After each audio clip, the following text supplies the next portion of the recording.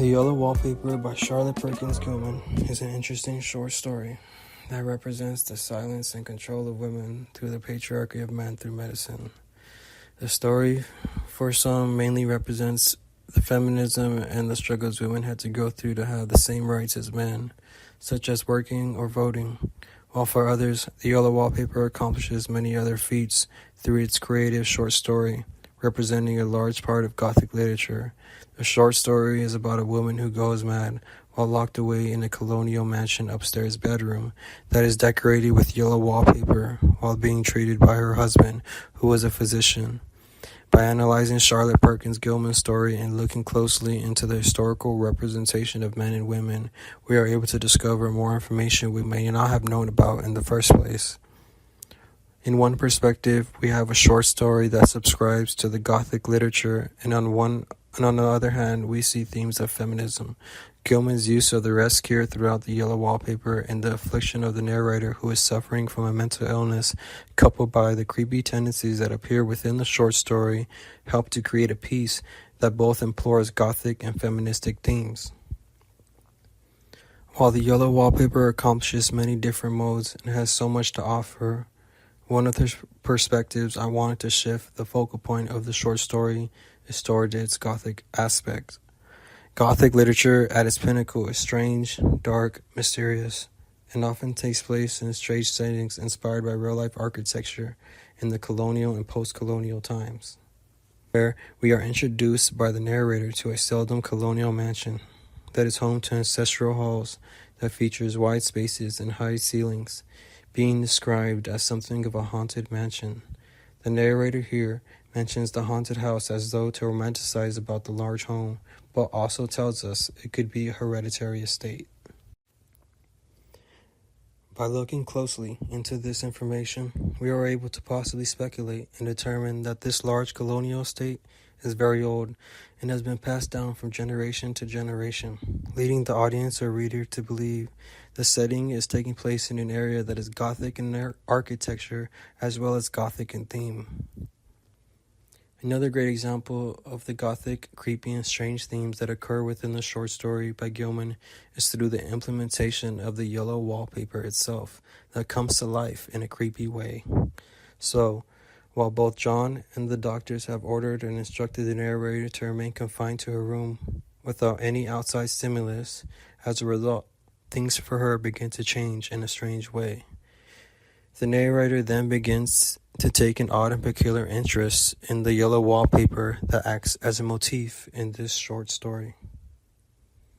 The narrator's forced confinement as part of her treatment causes her to obsess over the wallpaper in a way that is maddening and horrifying. At first, her description of the yellow wallpaper seems quite normal, but later into the story, she personifies the wallpaper's patterns and describes it as a broken neck with two bulbous eyes staring back at you upside down. It's as though the longer the narrator undergoes her treatment of the rescuer, she becomes more unhinged and progressively strange throughout the story. From being confined to a room for so long, the narrator begins to see odd, strange, and ominous figures and patterns within the wallpaper itself. She mentions that behind the outside pattern, the dim shapes get clearer every day. It is always the same shape, very numerous, and it is like a woman stopping down and creeping behind the pattern. I don't like it a bit. I begin to think, I wish John would take me away from here. The thought of a strange woman creeping about on the walls, windows, and around a room during the darkness of night is horrifying and chilling and adds to the Gothic nature of the short story. By shifting our point of focus, we are able to concentrate on a more feministic view and perspective rather than one that is about Gothic literature. However, it's important to note and mentally highlight that the narrator claims she is suffering from temporary nervous depression and slight hysterical tendencies. The name of the narrator is unknown. However, we are reminded that her husband John is a physician. In terms of feminism, the Yellow Wallpaper could be seen as a movement for women during the first wave of feminism that went against patriarchal expectations. The Yellow Wallpaper by Charlotte Perkins Gilman was a piece of literature that stood as a symbol for women during the 19th century first wave of feminism that went against the status quo and gender norms at the time in order for women to gain equal working rights rather than only being allowed to work domestically in the home. The picture that is painted by Gilman captures the odd and strange world of our past and history as we are taken into a world that was a male-dominated society until women broke past the barriers and challenges created by patriarchy. One of the ways Gilman captures the polarities and differences women faced is through the use of medicine and how it was a male-dominated institution that was encapsulated by men in a way that controlled women. Gilman was being symbolic in her work and writing in a way that gave her an outlet to speak out against the patriarchy that she saw around her. So in a world where men dominated the sphere of medicine, it caused women to be limited and controlled, where doctors diagnosed different and separate treatments based on gender and illness. So for example, within the Yellow Wallpaper, one of these overlooked topics that is actually interesting is the rest cure. Dr. Silas Weir Mitchell created this treatment, and his approach or aim to restore and cure mental health, which was considered to be revolutionary and was particularly considered a popular treatment for young women who were suffering from forms of depression, anxiety, nervous behaviors, and other symptoms such as mental exhaustion, such as that seen in the narrator.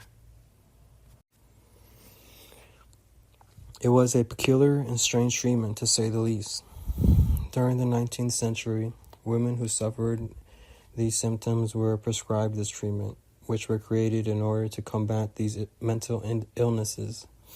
Women were advised to cease all mental and physical activity as a means to heal the body, which makes sense as we see the narrator who describes herself as not being able to write, so she journals, or how her husband has confined her to a room in order to limit her physical activity as a symptom of her treatment.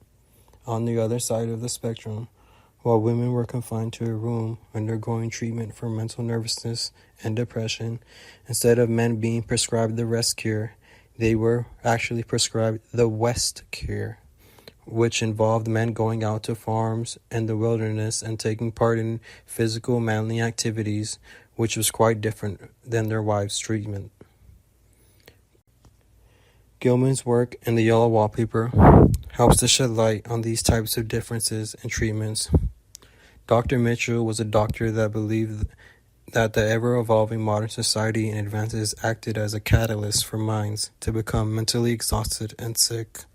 He believed that as people began to burn out and overexert their minds, they succumbed to mental exhaustion, and the only way to return to their normal state was to rest. So, as seen in the Yellow Wallpaper, the treatment was particularly only for women and involved confinement. The patient was often forced to a room where they were restricted from physical and mental activity, where they would be ordered by the doctor to remain at bed rest for weeks or months at a time. During these phases of prolonged rest periods, women were often required to remain horizontal in bed, refrain from vertical movement or any activity, and were only allowed to get up from bed to occasionally relieve themselves. Lastly, it was said that patients were ordered to have strict diets. Women were only allowed to drink milk while undergoing the process of their treatment. It was an exclusive treatment to women whom Dr. Mitchell described as who, as a rule, are thin and lack blood. And he essentially claimed the aid to such mental illnesses and depleted blood supply of women is a prescribed form of eternal slumber paired with gallons of milk until his patients swelled up 20 to 40 pounds heavier. These particular examples of diagnosis and treatments based on one sex is only one of the aspects of Gilman's use of feminism draws on from within the short story. While not openly spoken, the sexist rest cure was prescribed to her as a cure and treatment for her mental illnesses. We see this take shape when, as our narrator mentioned, so I take phosphates, whichever it is, and tonics and journeys and air and exercise, and I'm absolutely forbidden to work until I am well again. We see our narrator expressing herself as she journals, explaining how she is strictly prohibited from any exercise and work. These steps to her treatment of mental illness directly contributed to Dr. Mitchell's rescue. The rescuer is the primary and only reason why the narrator is confined to the bedroom upstairs of the colonial state. The narrator's emotions of frustration also took expression by the use of sarcasm and hyperboles. For example, she even mentions how she is restricted from air. In the end, the rescuer can ultimately be seen as the contributing factor to the narrator's mind going crazy and can be viewed as a negative influence in the aid of mental illnesses, only to further damage her mental health, leaving her worse off than she was in the beginning of the story.